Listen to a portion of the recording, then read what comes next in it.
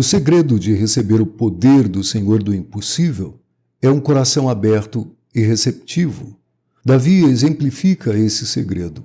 Ele foi chamado o maior santo e também o maior pecador do Antigo Testamento. Talvez seja por isso que o amamos tanto. Admiramos a sua força e compreendemos a sua fraqueza. Nosso coração se eleva com o seu em seus salmos de louvor.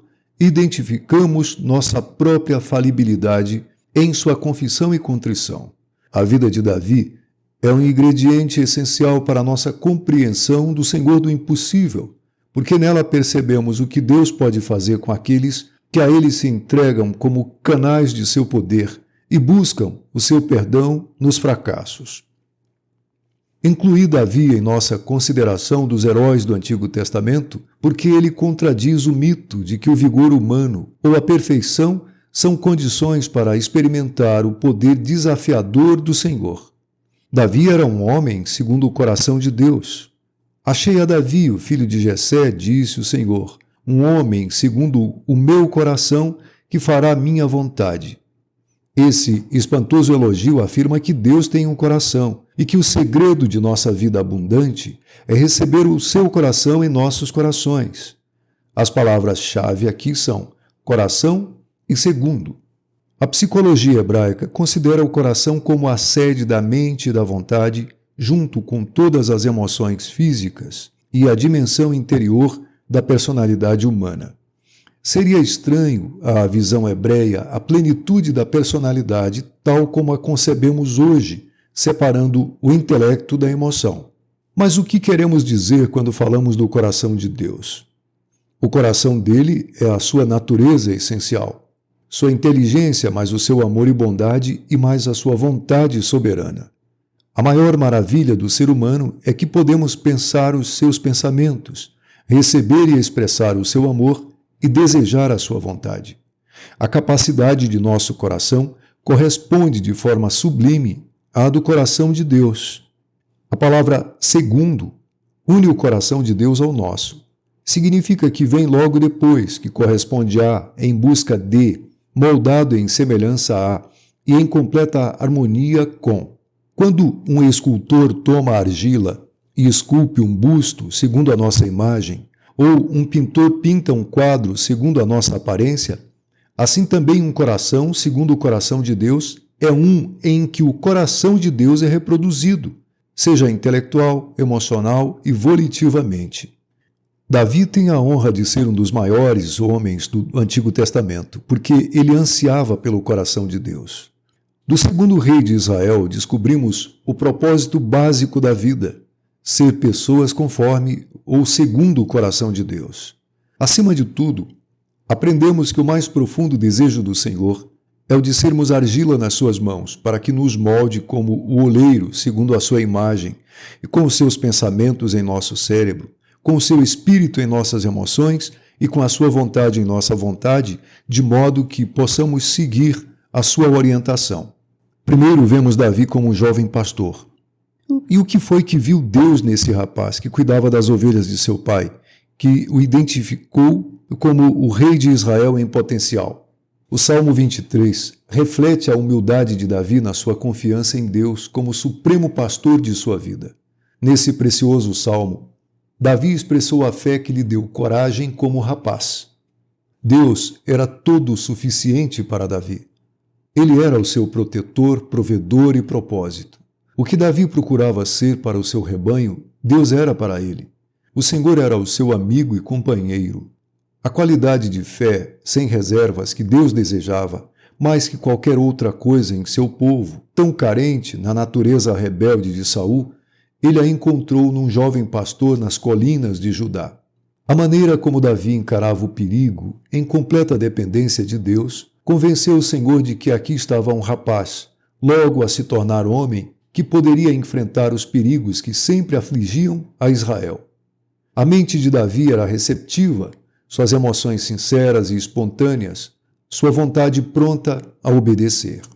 Se ele podia enfrentar e derrotar os leões e lobos que atacavam o seu rebanho, ao confiar no Senhor como seu pastor, então ele podia também, como homem de Deus, derrotar os inimigos de Israel. Davi era um homem cativado por Deus, que desejava agradar e servir a seu Senhor mais que qualquer outra coisa. A chamada de Davi e sua unção por Samuel põe um ponto de exclamação na qualidade de coração que Deus desejava no novo rei. Os filhos mais velhos de Jessé, todos exemplares e formidáveis, foram submetidos à inspeção cuidadosa de Samuel. Enquanto ele avaliava cada um como um rei em potencial, o Senhor o advertia: não atentes para a sua aparência, nem para a sua altura, porque o rejeitei, porque o Senhor não vê como o homem. O homem vê o exterior, porém o Senhor o coração. 1 Samuel capítulo 16, versículo 7.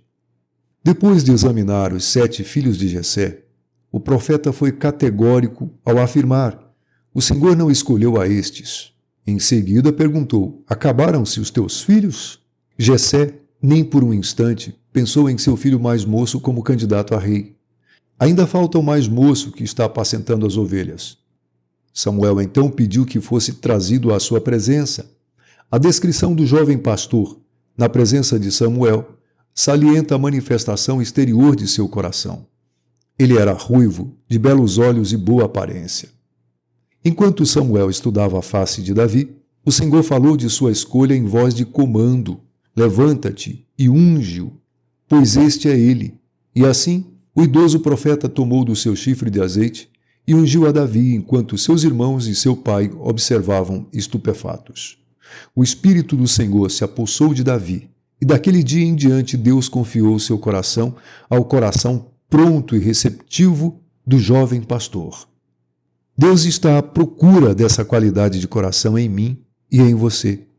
Em cada época de crise, Ele busca uma pessoa cujo coração deseja o seu coração.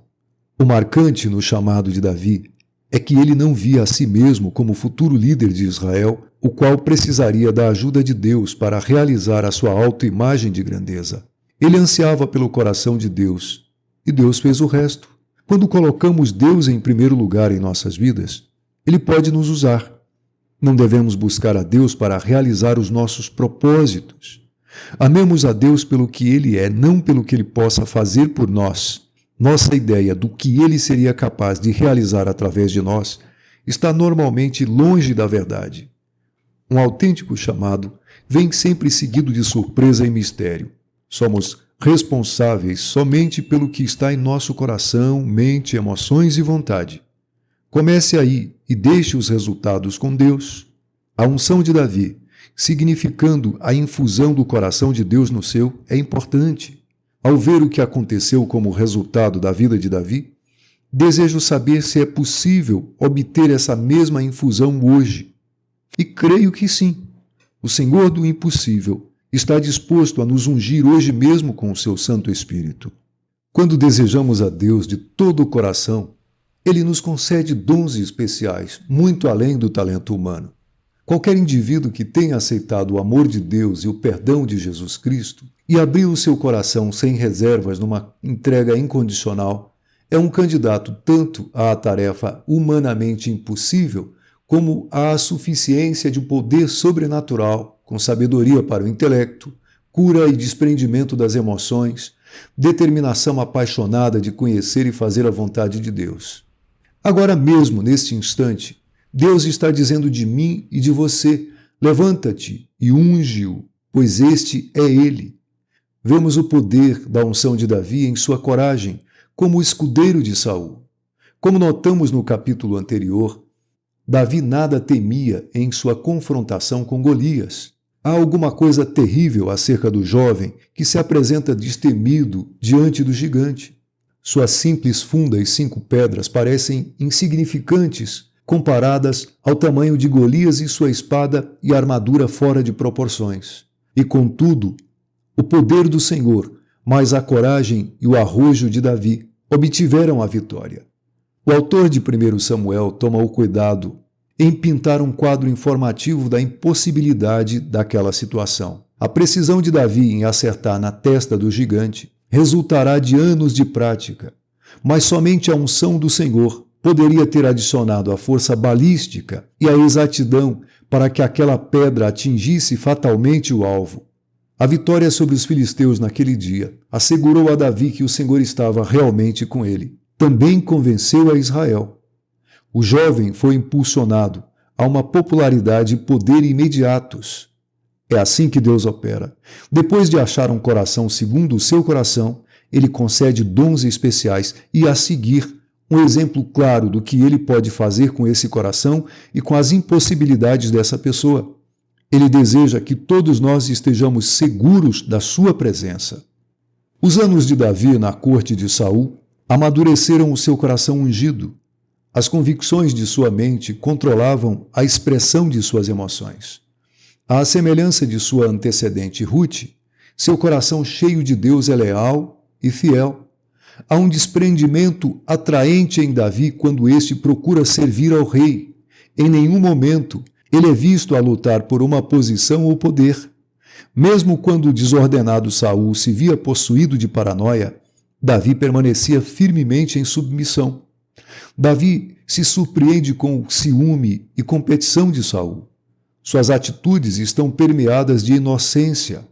Quando Saul o expulsa como um proscrito, Davi busca um relacionamento ainda mais profundo com o coração de Deus, a fim de entender e suportar a rejeição e a hostilidade. Seus salmos expressam os pensamentos e os sentimentos de seu coração nesse período, revelando sua total dependência de Deus. Ele experimentava Deus na vitória e o conhecia profundamente nas vicissitudes. Frequentemente, depois do primeiro rubor do sucesso resultante de sua unção, Deus nos manda dificuldades que nos impelem a uma mais íntima comunhão de coração para coração.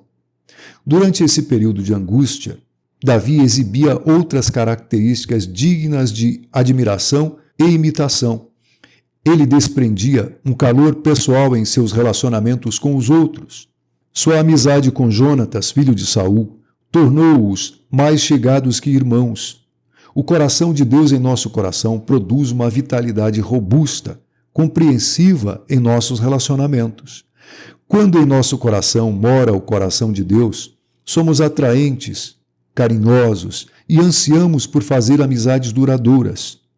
A alma de Jonatas se ligou com a de Davi, e Jonatas o amou como a sua própria alma, conforme 1 Samuel 18:1. Porque Davi possuía o coração de Deus, havia espaço para um amigo. Essa mesma qualidade de calor e fidelidade a seus amigos ganhou para Davi um grupo de homens que se comprometeu a ficar com ele durante os seus anos de exílio.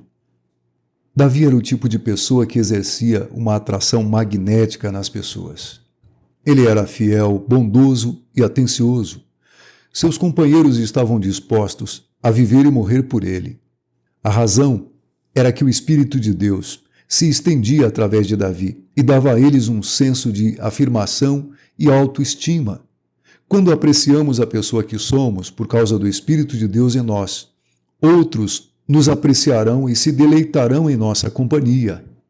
Vemos mais das profundezas do coração de Davi quando observamos a sua lealdade a Saul, mesmo depois das repetidas tentativas do ciumento monarca de matá-lo. Quando Davi tem a oportunidade de matar o rei, ele se recusa. E depois de Saul morrer pela sua própria espada, Davi sofre essa dor e elogia os soldados que arriscaram a vida para enterrar o rei. Depois que Davi é constituído rei de Israel, percebemos outro aspecto de seu caráter. O primeiro ato do rei após a unificação do reino ao derrotar os inimigos internos e externos é trazer a Arca da Aliança para Jerusalém. Ele é visto em campo aberto à frente da procissão que leva a arca, dançando com entusiasmo e louvor. Davi era um homem de emoção imensa. Suas convicções intelectuais acerca de Deus liberavam a sua expressão emocional. Conforme 2 Samuel 6,14, Davi dançava com todas as suas forças diante do Senhor. Um coração cheio do coração de Deus se sente livre tanto para glorificar como para se deleitar em Deus. Não havia rigidez no relacionamento de Davi com Deus. Ele podia expressar a tristeza de sua solidão e temor ao Senhor, mas também podia dançar com fervor incontido. Quando amamos a Deus de todo o coração, podemos sem constrangimento expressar nossas emoções a Ele e então aos outros. Ele deseja que lhe sejamos sinceros. Tanto no vale do desespero como nos picos da alegria podemos dar vazão aos nossos sentimentos. A liberdade e o entusiasmo de Davi em expressar o seu louvor estão em contraste com a reserva e o desprezo de sua esposa Mical. Ela sentia aversão à falta de decoro religioso do rei diante da arca de Deus. Sua vergonha era resultado da sua própria falta de desprendimento. Mical era como o seu pai Saul. Sua energia emocional não se orientava pelas firmes convicções acerca da graça e soberania de Deus. Pouco havia em sua mente do amor e da bondade de Deus, e, portanto, sua capacidade de deleite emocional era muito pequena. O que ela não podia expressar, ridicularizava em Davi. Estamos cercados de Micaus, pessoas cujas mentes estão famintas pela verdade libertadora de Deus e cujas emoções estão tolhidas pela má nutrição de uma fé ardorosa. A convicção da graça de Deus resulta numa expressão de alegria que não podemos conter. A tragédia da religião é que ela produz mais Micais do que Davis. Sinto-me sempre grato quando minha congregação sacode o templo entoando um dos grandes e históricos hinos, ou se sente livre para bater o pé enquanto canta um hino moderno. Louvo a Deus pelas pessoas que podem rir e bater palmas, chorar quando profundamente comovidas e falar com entusiasmo acerca do que Deus tem feito em suas vidas. Um coração que nunca sentiu a presença de Deus na dor ou na tristeza, raras vezes expressará o seu deleite em adoração e louvor. As chamas do Espírito de Deus em nosso coração nos deixarão radiantes e cheios de fervor. Resta-nos saber, somos mais parecidos com Davi dançando diante da arca ou com Mical possuída de reservas e críticas corrosivas? Um amigo meu fala de uma igreja evangélica que frequenta, a qual perdeu sua alegria em legalismo fanático. Ele ouvia as pessoas falando acerca de nascer de novo e pensava que estavam confessando estarem entediadas de novo. Pode ser que ele estivesse transferindo suas atitudes ou sua capacidade de audição, mas na realidade salienta a falta de vivacidade, prazer e carisma de muitos cristãos que agem como se fossem entediados de novo. Davi nada tinha de enfadonho. Seu coração vivaz estava cheio de adoração exuberante, tanto em épocas de alegria como também em épocas de desapontamento. Nenhum exame do coração de Davi pode ignorar a maneira como ele recebeu a rejeição do Senhor ao seu grandioso plano de construir-lhe uma casa. Olha, eu moro em casa de cedros, e a arca de Deus se acha numa tenda, segundo Samuel 7:2. Davi mandou que o profeta Natã predisse a orientação do Senhor. Isso é crucial. Davi, diferentemente de Saul, honrou a posição e o poder do profeta designado por Deus na terra. O coração do rei era guiado pelo Senhor e, portanto, Davi reinava em Israel em cooperação com o profeta do Senhor. A resposta do Senhor por intermédio de Natã não foi a que o rei esperava. Não seria ele quem construiria uma casa para o Senhor. Sinta o coração de Davi responder nesta oração de fidelidade e obediência. Recebemos aqui mais um vislumbre das profundezas do seu leal coração. Conforme 2 Samuel 25-29, agora, pois, ó Senhor Deus, quanto a esta palavra que disseste acerca de teu servo e acerca da sua casa, confirma-a para sempre. E faze como falaste, seja para sempre engrandecido o teu nome, e diga-se, o Senhor dos Exércitos é Deus sobre Israel, e a casa de Davi teu servo será estabelecida diante de ti. Pois tu, ó Senhor dos Exércitos, Deus de Israel, fizeste ao teu servo esta revelação, dizendo, edificar-te-ei casa. Por isso teu servo se animou para fazer-te esta oração. Agora, pois, ó Senhor Deus, tu mesmo és Deus, e as tuas palavras são verdade, e tens prometido a teu servo este bem. Sê, pois, agora servido de abençoar a casa do teu servo, a fim de permanecer para sempre diante de ti, pois tu, ó Senhor Deus, o disseste, e com a tua bênção será para sempre bendita a casa do teu servo. Agora podemos entender por que Deus chamou a Davi um homem segundo o seu coração, que faria toda a sua vontade. Há ocasiões quando o nosso coração deve se associar de novo com o coração de Deus. Há ocasiões em que o que desejamos fazer para Deus não é o seu plano para nós.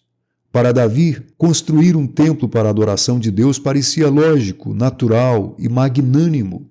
Pense nos planos que temos desejado executar para Deus. Pareciam tão corretos, mas não eram o melhor de Deus. Ele possui um plano especial e singular para cada um de nós. Quando ele diz sim a uma estratégia e não a outra, somos desafiados a obedecer-lhe. A tarefa de construir o templo se destinaria a Salomão e não a Davi. E a oração de Davi orienta a compreensão que devemos ter, compreensão intelectual, reação emocional e a obediência volitiva de nosso coração, quando Deus fecha uma porta e abre outra. Como, perguntamos, poderia o mesmo Davi que fez esta oração e outras semelhantes registradas nos Salmos cometer adultério com Batseba, a esposa de Urias, um dos seus fiéis soldados? A maneira como Davi se arrependeu do seu pecado demonstra que ele tinha um coração segundo o coração de Deus. Não é necessário repetir os detalhes lamentáveis do adultério ou o ardil subsequente que culminou com a morte de Urias. O que importa é como Deus lidou com Davi. Ele enviou Natã para desmascarar o rei. Habilidoso com as parábolas, Natã apontou a espada da verdade para a consciência de Davi antes que ele soubesse o que se passava. Ao dizer, tu és o homem, Natã cravou a espada. O coração de Davi se quebrantou ao perceber agora que havia partido o coração de Deus. Sua oração de arrependimento no Salmo 51 revela uma nova profundidade do seu caráter.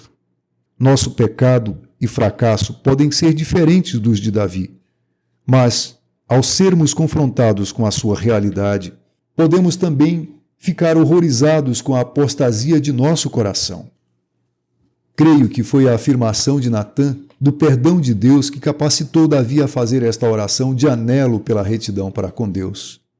Conforme o Salmo 51, versículos 1 a 4 e 10 a 13. Compadece-te de mim, ó Deus, segundo a tua benignidade e segundo a multidão das tuas misericórdias, apaga as minhas transgressões. Lava-me completamente da minha iniquidade e purifica-me do meu pecado, pois eu conheço as minhas transgressões e o meu pecado está sempre diante de mim. Pequei contra ti somente, e fiz o que é mal perante os teus olhos, de maneira que serás tido por justo no teu falar e puro no teu julgar. Cria em mim, ó Deus, um coração puro, e renova dentro em mim um espírito inabalável. Não me repulses da tua presença, nem me retires o teu Santo Espírito. Restitui-me a alegria da tua salvação e sustenta-me com o espírito voluntário. Então ensinarei aos transgressores os teus caminhos, e os pecadores se converterão a ti. Pessoas de grande coração têm experimentado angústia diante dos seus pecados ao fazer esta oração. O fato é que Deus atenta para o desejo mais profundo de nossos corações, mais profundo que os desejos mal orientados que nos colocaram em dificuldades. É seu propósito nos levar à nossa verdadeira pessoa interior que anseia reconciliar-se com Ele. Ele nos mostra a deslealdade, o egoísmo ou a paixão que nos levou ao pecado. Depois nos ajuda tanto a assumir o pecado como a livrar-nos dele no clima abençoado do seu perdão. Não se esqueça do terror do coração de Davi quando suplica a Deus para que não retire dele o seu Santo Espírito. Ele sabia que o segredo de sua liderança e habilidade era a unção de Deus. Ele havia testemunhado o que aconteceu a Saul quando o Espírito se separou dele. Mais que qualquer coisa, Davi precisava da presença perdoadora de Deus. Ele não tentou apresentar desculpas por seu pecado ou oferecer sacrifícios. Tudo o que restava a Davi para oferecer a Deus era um coração quebrantado e contrito.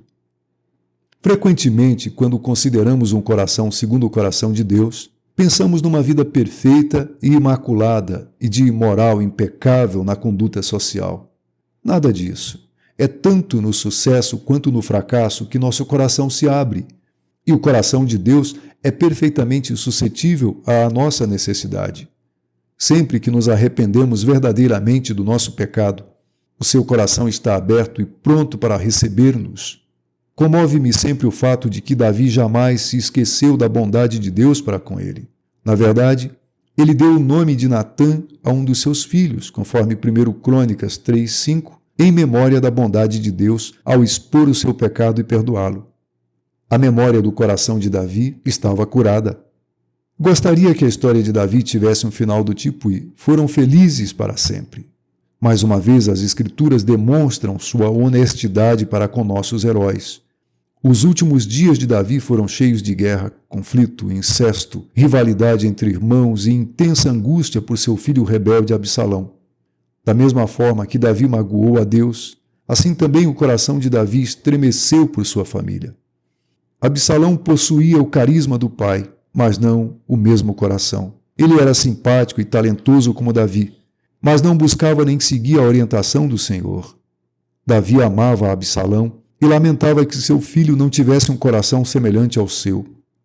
Quando Amon violentou sua irmã Tamar, Absalão fez justiça com as próprias mãos. Ele armou em segredo uma cilada de morte para Amon e fugiu. Davi chorou amargamente por causa de Absalão. Ele se viu forçado a perceber o mais íntimo recesso do coração de Deus enquanto tentava equilibrar justiça e misericórdia. Por fim, mediante sugestão de seu general Joabe, através de uma mulher sábia de Tecoa, ele se convenceu de que a misericórdia para Absalão era mais importante que o seu desterro. Absalão deu pouca prova de gratidão. Ele estava de todo entregue à cobiça do poder e, finalmente, conduziu uma insurreição ou uma revolta contra Davi. Com os dissidentes, levantou um temível exército. Davi foi forçado a fugir de Jerusalém. A luta de Absalão pelo poder causou divisão e intranquilidade em todo Israel. No final, Davi teve de fazer a coisa mais dolorosa da sua vida: enviar seu exército contra o próprio filho. Joabe sabiamente preveniu a Davi que não fosse com eles. Bom conselho! Davi não poderia ter feito o que Joabe tinha de fazer. Prendendo-se os longos cabelos de Absalão nos galhos de um enorme carvalho, Joabe o matou.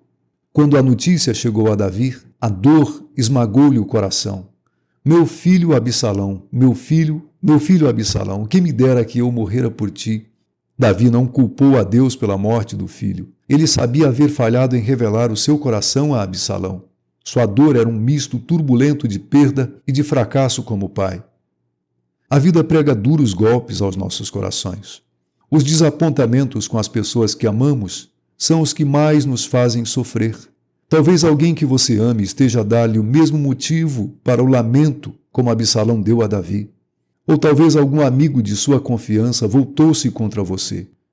O que fazer quando todos os esforços para ajudar uma pessoa amada são repelidos e rejeitados? É aí que você e eu precisamos, mais que tudo, de um coração segundo o coração de Deus.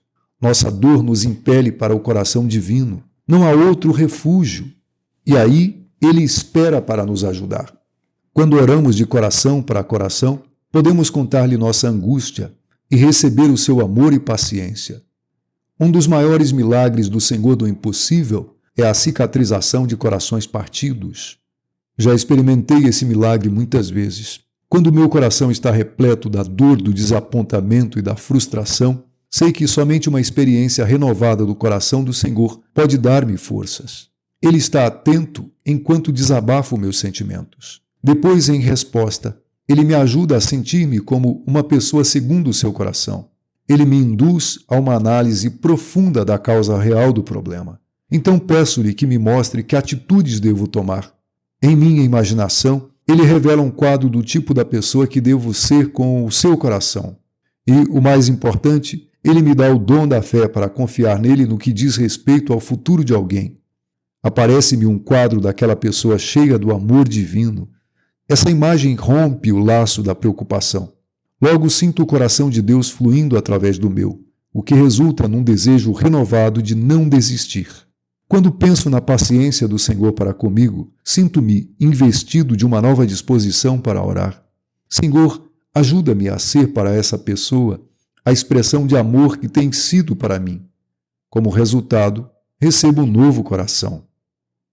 Buscar um coração segundo o de Deus não é fácil. Significa desistir de nossos julgamentos, da necessidade de estarmos certos e dos sentimentos de mágoa. Essa renúncia exige a renovação diária e, às vezes, a cada hora, de nossos corações com o coração de Deus. E depois de fazermos tudo, somos forçados a deixar os resultados com Deus e esperar. E enquanto esperamos, Ele nos lembra de nosso propósito básico e, novamente, nos põe a trabalhar em sua obra. Quando sentimos que falhamos miseravelmente, Ele nos encoraja para um novo desafio. Assim Deus fez com Davi. O Senhor deu-lhe mais uma vez o vigor e a coragem para ser o líder de que o seu povo precisava. O reino precisava de unificação e restauração. Somente um rei forte poderia unificá-lo. Davi teve de perceber que o seu propósito fundamental era conhecer e executar a vontade de Deus. Ele era mais do que seus fracassos. Ele era o homem de Deus com um futuro, e a confiança que o Senhor tinha nele, apesar de tudo, tornou-se o antídoto para a sua dor. Davi passou o resto da vida em guerra com os inimigos de Israel, buscando consolidar e unir a nação e infundir liderança dinâmica no reino que estava sendo preparado para Salomão. Até o fim, o coração de Davi foi moldado à semelhança do coração de Deus. Israel jamais se esqueceu do rei pastor. Davi se tornou a personificação de Israel, e os profetas, muito tempo após a sua morte, esperavam ansiosamente o Messias que nasceria de sua linhagem e semelhança. E quando Jesus veio na plenitude dos tempos, muitos o chamaram de Filho de Davi. Através dele, descobrimos o significado real do que é ser uma pessoa segundo o coração de Deus. Jesus Cristo veio como o coração de Deus encarnado. João compreendeu esse maravilhoso mistério. Ninguém jamais viu a Deus. O Deus unigênito que está no seio do Pai é quem o revelou. Evangelho de João 1,18. Nossa busca em conhecer o coração de Deus está agora completa. Podemos contemplar a sua glória e coroá-lo como nosso Senhor. Agora temos a revelação clara e incontestável do significado de uma pessoa segundo o coração de Deus. Quanto mais conhecemos a Cristo, tanto mais experimentamos o coração de Deus. Quanto mais profundo for o nosso relacionamento com Ele, tanto mais de seu caráter será transplantado em nós. O coração de Deus, cheio de graça e de verdade, que habitou entre nós, revelou como Ele é e o que Ele deseja que sejamos. Ele nos ensinou o que significa abrir sem reservas o nosso coração e colocar nele, em primeiro lugar, a pessoa de Deus. Do princípio ao fim do seu ensino, Ele revelou que os nossos corações são o verdadeiro tesouro. O impacto total do ensino de Jesus é que o repositório divinamente criado para o tesouro do Espírito é o nosso coração. Jesus foi à cruz a fim de abrir os nossos corações e prepará-los para receber a sua presença ressurreta. Foi o que aconteceu no Pentecoste, quando seus seguidores ficaram cheios do seu Espírito. Assim, para nós hoje, uma pessoa segundo o coração de Deus é alguém cuja mente, emoções e vontade estão cheias do Cristo vivo. Quando Ele é o nosso propósito, paixão e poder, somos ungidos com o seu Espírito e crescemos à sua semelhança de glória em glória. Experimentamos em medida sempre crescente o que o Senhor do impossível reservou para nós. Esta vida não passa de uma pequena fração daquela na eternidade, na qual os nossos corações e o dele se tornam um.